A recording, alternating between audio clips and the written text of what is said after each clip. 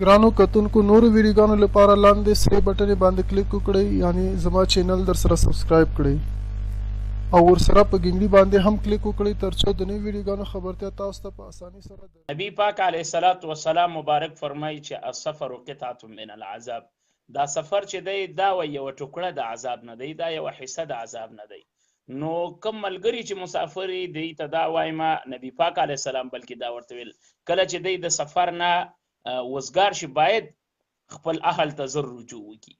اوس پاتې شو دوی د ښځو نه مثلا اجازه نه ده غوښتې او په کلونو کلونو د ښځې حق تلف کیږي، ښځې ته هېڅ سوچ نه کیږي، التفات نه کیږي، یو ښځې ته بالکل د زناور حیثیت ورکولی کیږي.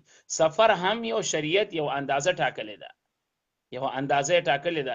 نو که چېرته مثلا دا د 6 میاشتو نه زیات سفر کول غواړي نو بیا د ښځې نه اجازه وغواړي. که د ښځې اجازه نه وي تاسو عند الله بیا په دې باندې ګیر یې او په دې مسله باندې تاسو نیولی کیږئ د الله تبارک وتعالی په نسب باندې.